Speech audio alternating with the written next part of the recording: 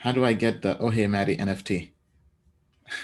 I'm pretty sure this is coming. So there's this guy named Clark who messaged me today and said, "Hey bro, do you mind if I make an NFT of you?"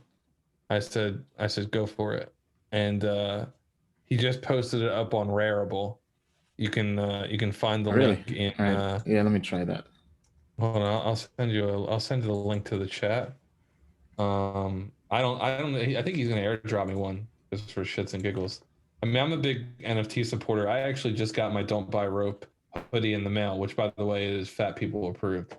Because some people make hoodies, they're not great for people overweight. This one was pretty fire. Um, yeah, but it looks like he's selling looks like he's selling 20 Oh Hey Manny NFTs. So if you This want to one? go over and yeah, if you want to go over and pop that out for $10, go support local artists. I mean, he Let's just go took my pump it. logo and put a little yeah.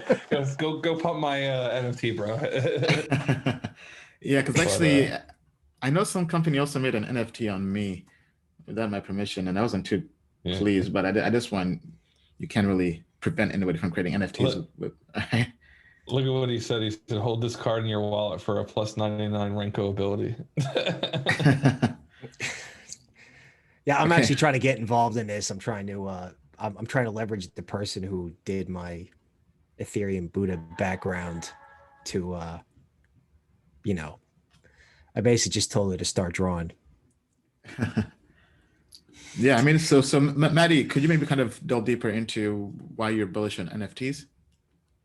Yeah, I mean, in a space where, in a larger ecosystem where we're seeing content creators buy $350,000 first edition Pokemon boxes right now, off the back of Gary V, really pushing that. It just really highlights how long-term value can be presented.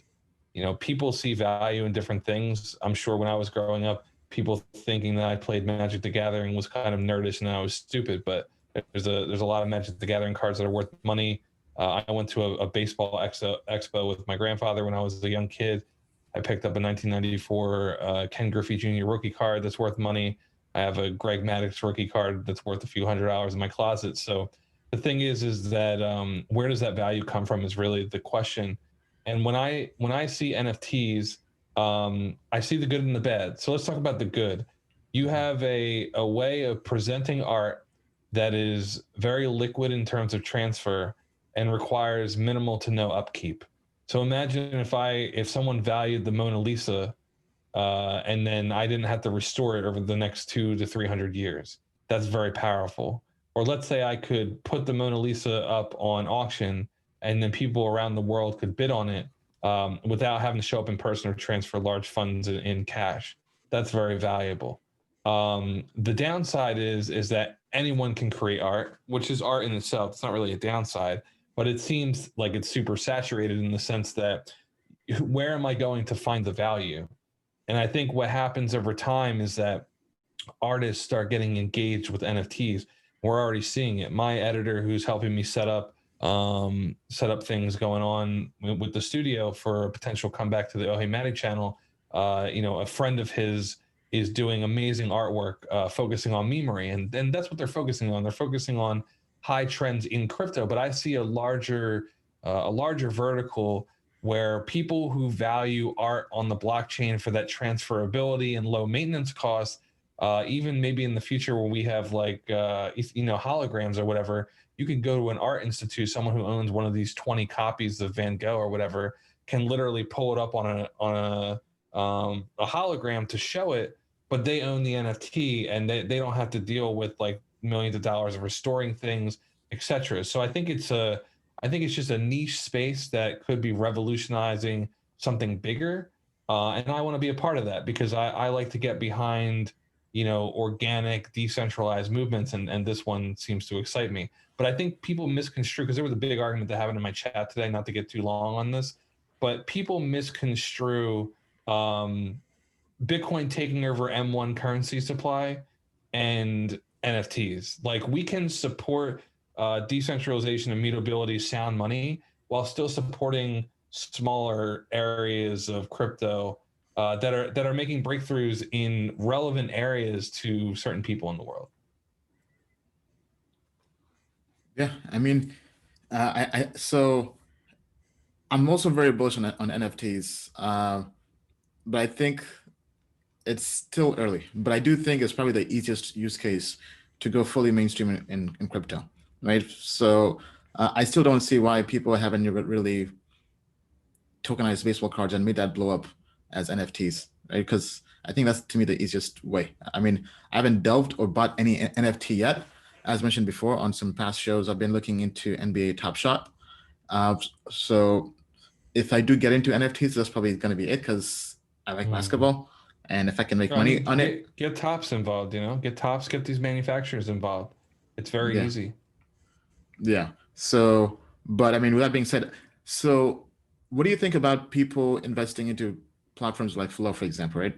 The founders of CryptoKitties, they basically invest into a blockchain designed for games, NFTs, and get exposure to everything that happens. Do you think that thesis could work out if people who maybe are still skeptical on NFTs, but maybe they invest into a platform that those NFTs, or do you think the Mhm. value capture would happen directly on NFTs themselves? Yeah, so right now, the biggest value for NFTs is brand recognition. So if you look at things like, I mean, some people just respect the art, but Blue Kirby had, this is a controversial name in the space, and I can go into detail if That's the it needs Wi-Fi clarification. uh, He admin, I think. Wi-Fi evangelist. Yeah, Uh-huh. Wi-Fi evangelist is the best term. He got brought on as a decentralized marketer, but he was essentially like he was a Wi-Fi stan, right? A stan is Uh-huh. someone who just like goes out of their way to evangelize things. He was a Wi-Fi stan on Twitter for a long time. After everything, they brought him on, then fired him after the Eminence thing. But he went on to create Off Blue, which was going to be essentially an art broker house in real life, in which they would broker these NFTs in a professional manner. Because he was associated with the project, everyone wanted to own the Off Blue NFTs because they would get airdrop governance holders. But because of the eminence, because of the high profile, and because OpenSeas and Rarible were essentially like, look, you're breaking our TOS by having a governance airdrop against this, which I think goes against what that side of the space stands for. Um, Blue Curvy was forced to leave the project, and now Off Blue, though it's rebranding and continuing with its vision, may not have as much association. So to your point about what's going on with CryptoKitties, the main driver for any sort of price action on NFTs right now strictly comes from brand and marketing positioning. And CryptoKitties is one of the most notable NFTs ever to exist. It almost broke the Ethereum network in 2017 for 2018 for the OGs that remember it. So I see no reason why it shouldn't. But really, the main vertical right now for NFTs seems to be anon decentralized communities who are incentivizing people to provide liquidity for governance tokens in order to mine NFTs that are coming out. But really, those NFTs I see having zero value because they lack that brand recognition, they lack that marketing, and really it just comes down to people trying to make money. They're not seeing the value in the actual NFT. That's not to say that people who are involved in that don't value NFTs or the NFTs that they're staking into.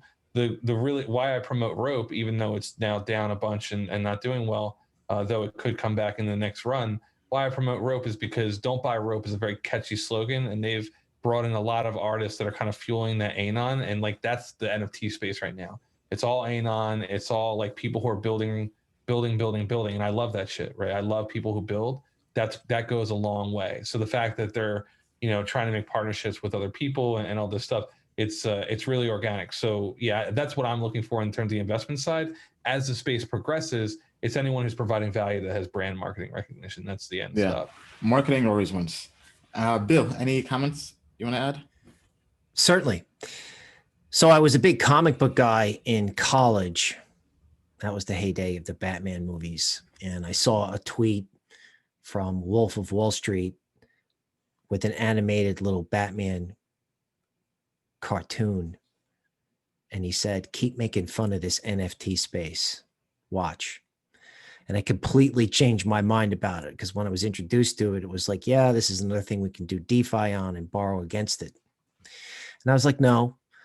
All right. But then I looked at it and I said, wait a minute. Value is a perception.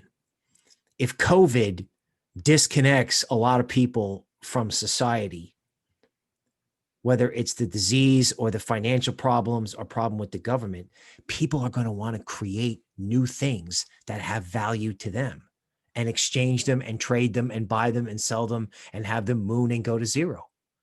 It's the creation of a whole new type of, it's not a security, but it's just a way to hold and transfer value, right?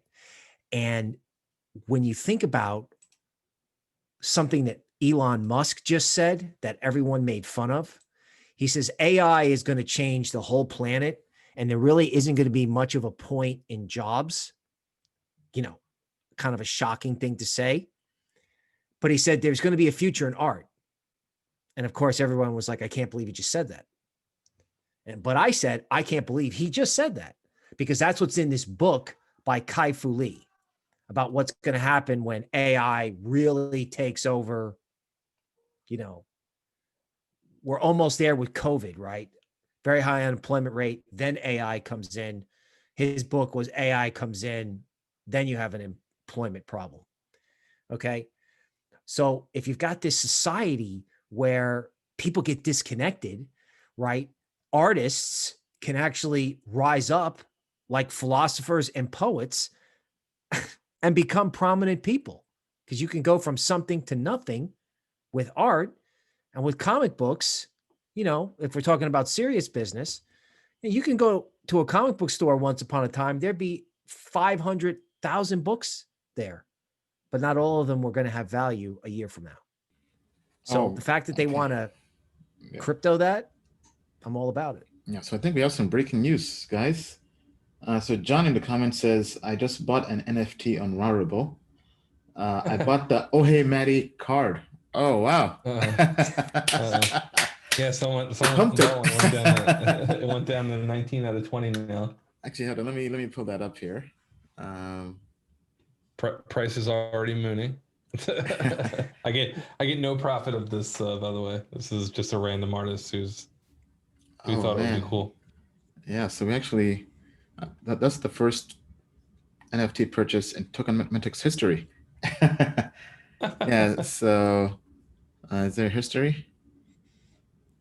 Yeah, it says 19 out of 20. 19 of 20. 9 minutes ago, coin 19 left. All right, there we go. Awesome.